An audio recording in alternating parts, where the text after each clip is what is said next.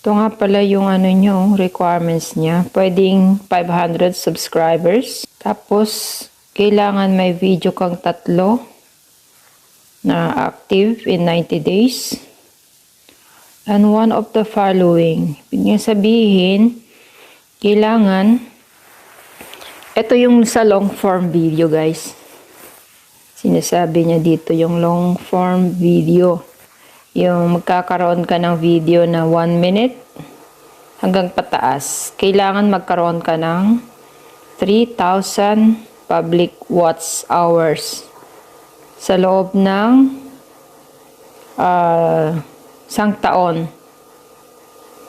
Then, sa short views naman, kailangan magkaroon ka ng 3 million views sa loob ng 90 days.